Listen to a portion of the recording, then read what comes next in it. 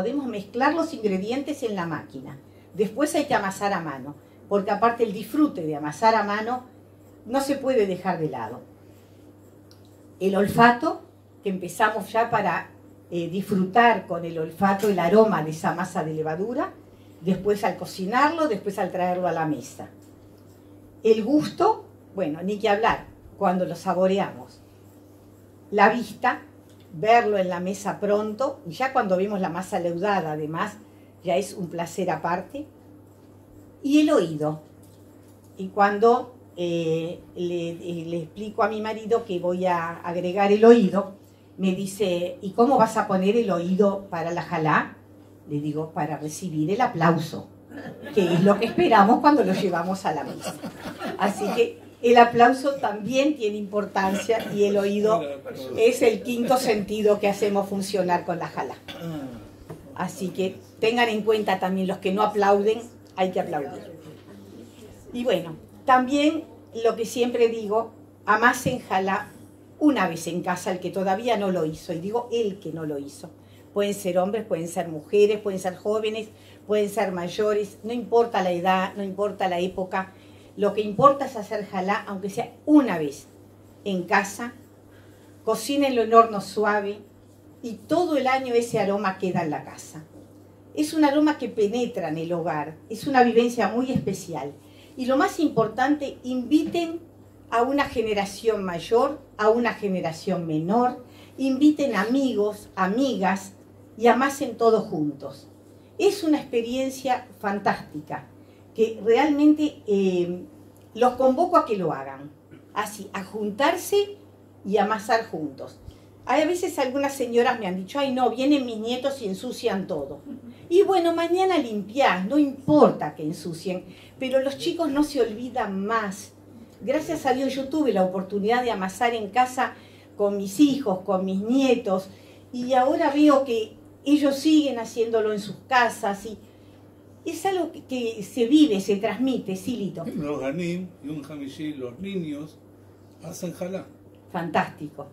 Sí, en Uruguay cantidad, no, aquí en realidad, sí, claro, fantástico. Yo en Uruguay lo empecé a implementar en las escuelas allá, empecé a promocionar esto, hay que hacer jalá en las escuelas, las chicas de Bat Mitzvah, antes de la Bat Mitzvah se reunían todas y llegamos a hacer algo muy lindo en una escuela, en la escuela Ariel, nucleamos las niñas con sus mamás, con sus abuelas y con alguna bisabuela también que vino, y todas amasamos jalot juntas y se las llevaron crudas en sus asaderas que habían traído para cocinar en casa.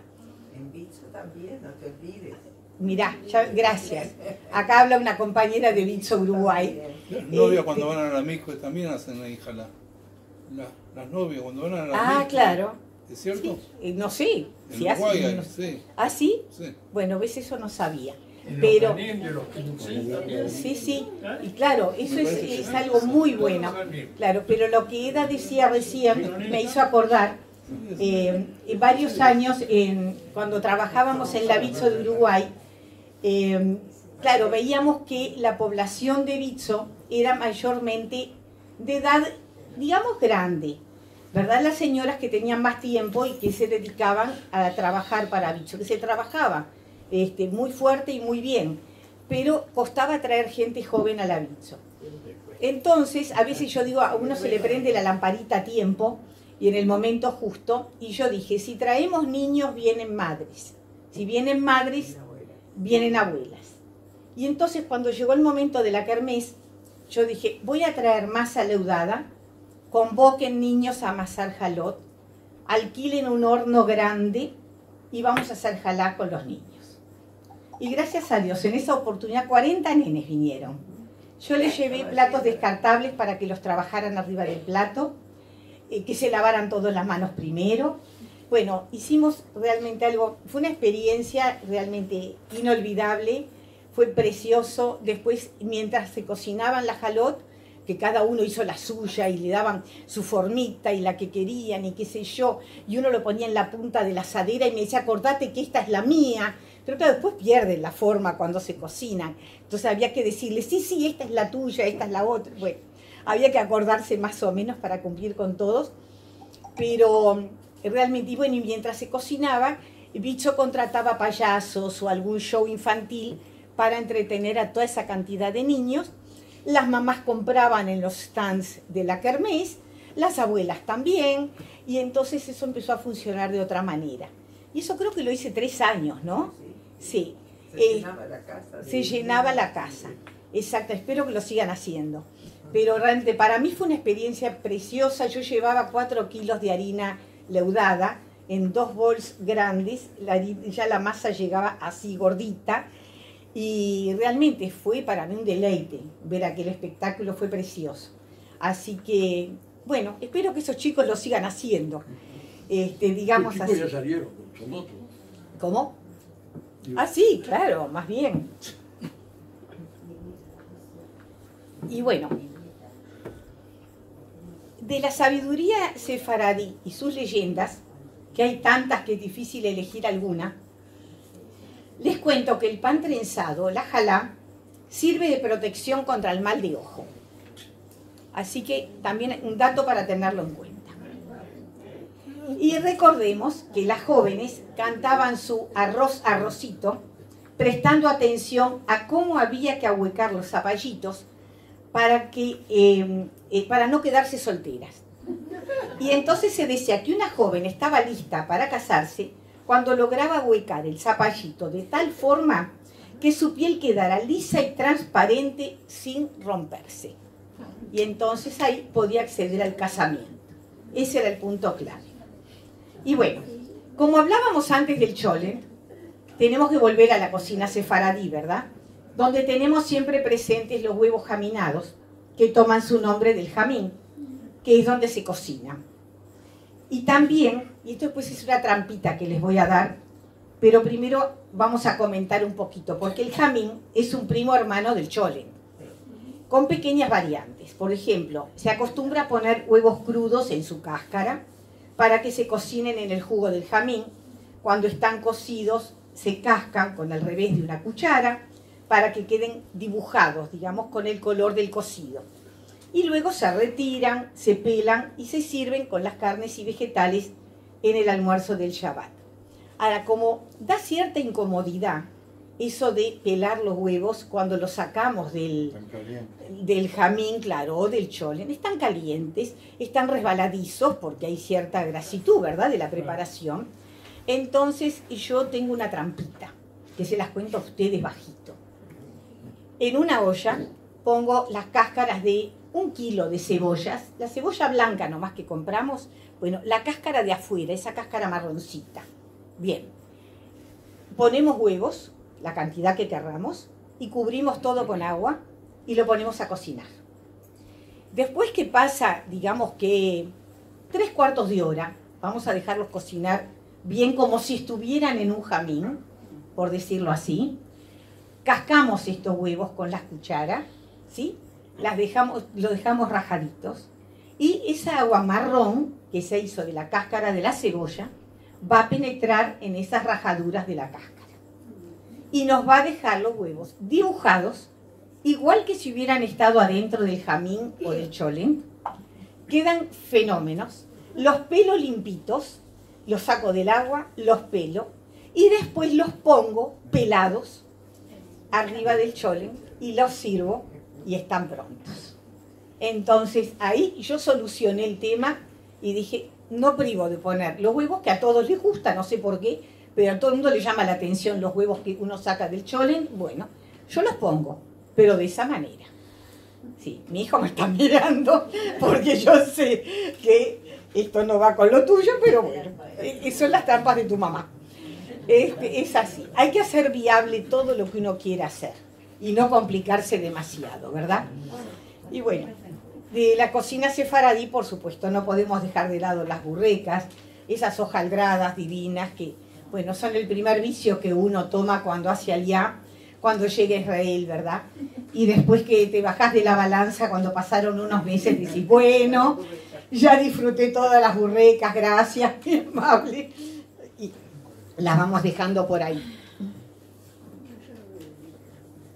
Bueno, las minas, que es otra preparación sefaradí de tantos rellenos que podemos poner diferentes, los mostachudos de nuez, el jandrallo y tantos manjares que, aunque no nos sentimos sefaradíes, adoptamos con toda dedicación. Y aquí llegamos a un dicho que da mucho para pensar. Debes hacerlo como si volaras, fatigarte hasta el placer. Debes moldear como si tocaras un instrumento. Tocar, sentir, serán benditas tus manos mientras lo haces. Esta es la esencia de la enseñanza y transmisión de tradiciones en un hogar judío desde épocas inmemoriales. En realidad es la esencia de mi hogar, de la casa de mis padres, de mis suegros. Cuando hacemos los preparativos para la gran comida de Shabbat y de las festividades, su base siempre es el amor. Es el gran ingrediente que utilizamos. Sin ese sentimiento no hay plato que salga bien. No conozco otro camino. Les cuento al margen, cuando alguna señora en mis clases de cocina me decía, cuando estoy nerviosa me pongo a cocinar, yo le decía, cuando estás nerviosa te vas a pasear y cuando vuelvas cocinás, pero nunca entres nerviosa a la cocina. Entra cantando, entra bailando, pero no entres nerviosa a la cocina. ¿Cómo es eso de volar? ¿Por qué? ¿Por qué? Porque uno se tiene que sentir volar, se tiene que sentir que está en otro nivel, que es lo que yo les decía antes. Es el nivel espiritual que llevamos a la cocina, que llevamos a la comida, que llevamos al plato, que llevamos a cada vegetal cuando lo lavamos minuciosamente, cuando nos preocupamos del proceso de las carnes. Sí, ese nivel espiritual que hay que darle no solo a la mesa, que es el punto final, casi diríamos, de la alimentación. Desde el comienzo, desde el principio, tenemos que tener en cuenta que todo lo que es alimentación va más allá. Lo que yo digo siempre, no estar comiendo, mirando televisión, leyendo un libro que tengo al costado, y cuando quiero acordar comí, no me acuerdo lo que, el paladar no se dio cuenta que estaba saboreando algo que cociné tantas horas, ¿verdad? Cuando podemos cerrar el libro, enseguida te agarro. El televisor se puede apagar también, se deja apagar, y concentrarnos, qué rico lo que voy a comer, qué lindo que está en el plato, aunque sea para mí solo, no hace falta tener una multitud alrededor, para mí solo, invito amigas, amigos, a quien yo quiera, pero entonces eso de sentir el cariño, el amor, la dedicación, claro, como usted dice, y que hace volar, porque hace elevar lo que es el sentido de que me voy a sentar a comer. No es me voy a sentar. Entiendo más a Marc Chagall. Exactamente, ahí está, exacto, sí, me uno a su pensamiento, claro que sí. Esas figuras de Chagall que uno veía volando y con el violín y la jalá por ahí, claro, es eso, es eso. Ahí está, ahí es el sentimiento que tiene que elevarse para darle cuerpo a ese plato que llevamos a la mesa. Y esa es la esencia. Y lo que yo digo siempre también es mi lenguaje. Yo siempre le digo a mi gente, a mis queridos, familia, amigos, que poner la mesa y servir una mesa es mi lenguaje, es mi manera de decir te quiero mucho. No invito a nadie por compromiso, no invito a nadie porque no tengo más remedio, sino que invito a quienes quiero realmente y a quienes les pongo la mesa con ese amor con que lo preparé. Y entonces ahí es que estoy transmitiendo también esas 4 S que yo les decía antes: seductor, sabroso, sencillo y saludable. Mañana se van a sentir bien, me van a llamar y me van a decir qué rico que estaba. Y eso vale mucho también. Y tengo una amiga sefaradí que me ha contado también alguna historia de su infancia y la de su madre en Alepo. Su mamá vivía en Alepo y la cocina allí se hacía sentir que no era solo para alimentar el cuerpo. Y así se lo enseñaban su madre y su abuela. Les hablo de la madre y la abuela de la mamá de mi amiga. Y era una forma de dar amor. Cocinar era una forma de dar afecto y amor a la familia. Trabajando en la comida se sentían como elevados, se sentían que que estaban haciendo algo realmente muy importante. Ellos vivían en Alepo, que en árabe se llama Halab, que quiere decir ordeñar. Y dice la leyenda que Jacob ordeñaba sus vacas allí, y la blancura de la leche lo inspiró para llamar Halab la Blanca a esa aldea. Ahora, no podemos dejar de mencionar, si hablamos de la cocina sefaradí, la masa hojaldrada y de masa filo, los rellenos de nueces y pasas y dulces dorados en aceite. Cuando están prontos, el baño de miel o de almíbar completa esa delicia. Y si hablamos de la cocina sabra, tenemos que nombrar todos los cereales que se utilizan, como también las aceitunas, los dátiles, las berenjenas y todos los frutos de la tierra que milagrosamente nacen en un Israel ganado al desierto. El shawarma, los diferentes panes para todas las tradiciones. Tuve oportunidad de conocer algún pan de una familia yemenita, también de etíopes que tienen panes diferentes, no es la jalá nuestra, los panes rusos y también, bueno, tantos otros de los inmigrantes que fueron llegando a Israel y que siguen con sus tradiciones y con esos panes tan diferentes, a veces panes muy livianos, a veces panes muy pesados, cargados de melaza, de semillas, que no tienen nada que ver con ese pan leudado que uno siempre piensa que es el que tiene que estar en la mesa. Son distintas visiones. Y bueno, la cocina sabra se caracteriza por incluir en todas las preparaciones las maravillosas especias con que se cuenta en todos los mercados. Desde el za'atar, pasando por la pureza de la páprica dulce o ahumada, la cúrcuma y todas sus mezclas para dar vida y color a todos los diferentes curris. El comino, la canela y las pimientas de 5 colores, para cada una con su sabor y picor especiales, y tantos más. Y si le quieren dar realce a una ensalada de lechuga, solo rocíenla con za'atar y aceite de oliva. Solamente eso, y después me cuentan. Sin sal, sin nada. Za'atar y aceite de oliva. La van a saborear. Va a quedar muy rico. Y bueno, y el aceite de oliva es otra reina en la cocina sabra. Y bueno, y para ir terminando, vamos a hablar un poquito de las festividades. Vamos a dedicarles un ratito. Porque cada festividad tiene su plato típico, ese que no puede faltar en la mesa en ese día.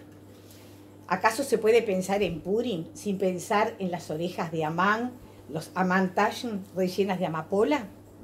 Y en la mesa sefaradí también el kadaif o pastel de fideos de Amán. En Pesaj, que no falte la sopa de pollo con los kneidlas de harina de matzá, por supuesto el gefilte fish y el hígado de pollo picado con cebolla frita bien abundante. Acá me dicen, claro, es así. Claro, pero si de picadillo de huevo se trata, le ponemos cebolla picada cruda y el aplauso es seguro. Nos esmeramos en el jarose, que hacemos con manzana, canela y vino. Pero en la mesa sefaradí estará el pescado al azafrán, la torta de almendras y espinaca y el jarose de dátiles y vino, entre otras delicias. Cuando llega Shavuot, prepararemos los platos a base de quesos. Los blintzes de ricota, la torta de queso, los vareniques de papa cubiertos de cebolla frita y bañados con crema rusa, y tantas ideas con queso blanco como se nos ocurran. Ah, no, el Hreim lo tenemos en Pesaj, nada más. Me lo salteé, tiene razón. Yo le agradezco. El Hreim en Pesaj no puede faltar en la mesa. ¿Cómo no? Y bueno, esas cosas, vio que algo a uno siempre se le escapa. Pasa que hay tanto material, ¿verdad? Que algo queda de costado. Y bueno, en la mesa sefaradí marcará su presencia el mazapán de almendra en Shavuot.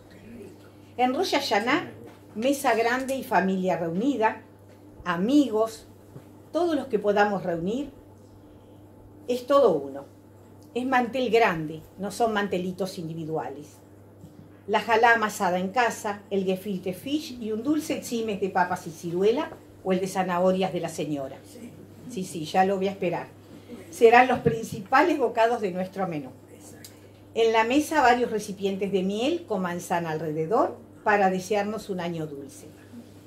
En la mesa sefaradí también habrá diversas tortillas de puerros, de calabaza y el arroz a la turca. ¿El arroz aquí? A la turca. Turca. Ya pasamos Rosh Hashanah y viene Yom Kippur.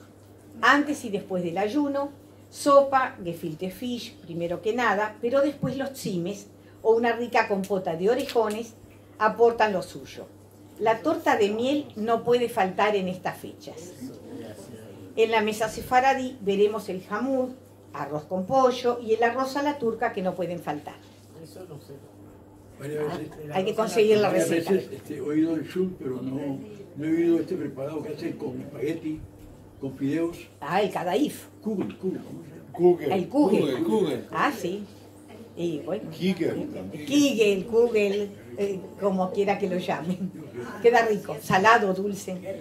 Bueno, viene Sukkot y preparamos, acá lo tenemos, el kugel de papas o de fideos, salados o dulces, con pimienta o acaramelados, la torta de manzana con mucha canela y los bocaditos de mazapán. En la mesa sefaradí encontramos las hojas de parra rellenas, las borrecas de verdura, dátiles rellenos y la torta de fideos y ricota. Y cuando llega Hanukkah nos ponemos todos a hacer latkes de papa rallada cruda, latkes de papa cocida dulces, suspiros de nieve y todo aquello que se parezca a lo que llamamos buñuelo. Si me permiten un paréntesis, ¿no están muy cansados? No, No se durmió nadie todavía. Tenemos hambre. Ahora tenemos hambre. Tienes razón tuyo. Habrás traído unos lácteos por lo menos. No traje helado. No. A las 8 tenemos la cena. Ahí está. Yo les voy a contar, mi hijo cumple años en Hanukkah. Entonces, él tendría, creo que eran 9 años, y claro, venían todos los compañeritos de la escuela a casa para el cumpleaños. Y diciembre, en Uruguay hace calor, teníamos un jardín grande, había lugar para todos, así que yo dije, voy a hacer ñoquis para todos. Aparte de las bolitas de azúcar y todo, dije, voy a hacer ñoquis. Pero claro, yo soy muy previsora, siempre cocino antes de. Entonces el día anterior hice una enormidad de ñoquis. Toda la casa estaba llena de bandejas con ñoquis crudos y caseros, por supuesto, hechos de a uno, preciosos. Dejé toda la casa así, me fui a acostar al otro día para cocinarlos. Sí. Pero la humedad del clima de Uruguay me jugó una mala pasada. Pues al otro día encontré mis bandejas cubiertas de una preciosa masa blanca, pareja, no había ni un ñoqui formado, nada. Me quedé mirándolo, había no sé cuántos kilos de papas ahí metidos, por supuesto que no lo iba a tirar. Entonces, ¿qué? Volqué todo en un bol grande, o en 2 o en 3, pues ya no me acuerdo, era una cantidad impresionante de masa. Le agregué azúcar, le agregué un poco de harina, algún huevo, y de a cucharadas empecé a hacer los buñuelos dulces de puré de papa que figuran en el libro también, porque quedaron tan ricos que los chicos los devoraron y salió fenómeno. Por supuesto, rodeado de todo, rociado de azúcar. Entonces, como quien dice, no se tira nada y eso salió todavía un buen cumpleaños. En la mesa sefaradí también se habla del jamín de castañas, las frituras de papa y nueces y la musaca. Ahora, reunir la familia alrededor de la mesa tradicional de Shabbat y de cada festividad, cantando en coro las canciones alusivas y saboreando los platos transmitidos por los mayores, es una manera de reafirmar las tradiciones, el sentimiento de familia y amistad y la unión por el amor fraterno con alegría y felicidad. Y algo que yo siempre quiero agregar, y lo agregaba en Uruguay en todas mis audiciones de radio, de televisión, tanto en nuestras festividades como en las fiestas cristianas, yo decía no dejar a nadie solo. Cuando sabemos que hay un amigo, un vecino, alguien, aunque no sea amigo nuestro, aunque casi no lo conozcamos, hacer una llamada y decir acá hay una silla para usted, venga. Y no dejar a nadie solo cuando hay una festividad. Y si alguien se siente solo y nadie lo llama, llamen a la puerta del vecino y díganle: ¿puedo venir con mi silla? Porque quiero estar con ustedes. Porque a veces la gente no se da cuenta y entonces hay que integrarse por uno mismo, no tener timidez. Nadie va a decir que no.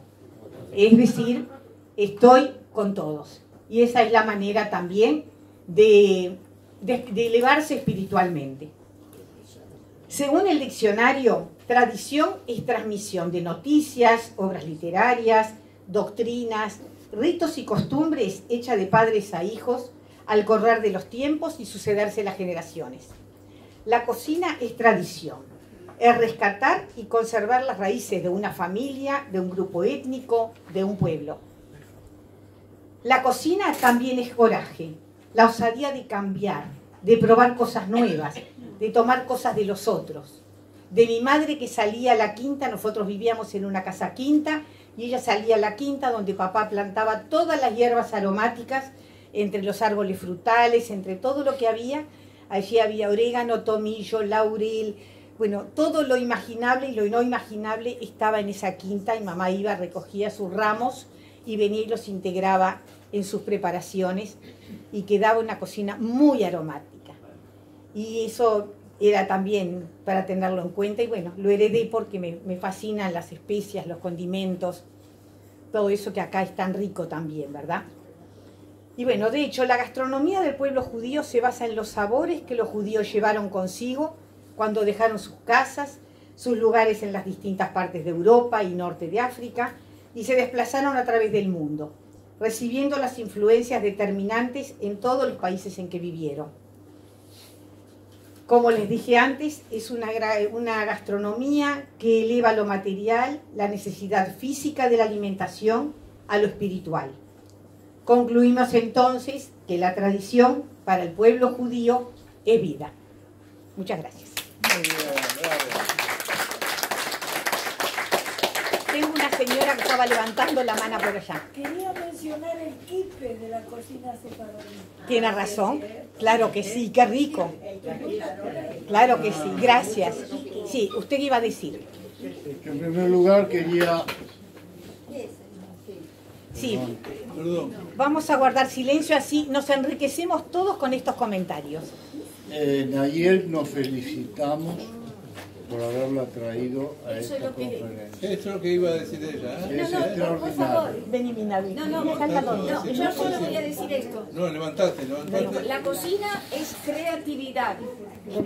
No es solamente poesía y prosa. Crear en la cocina.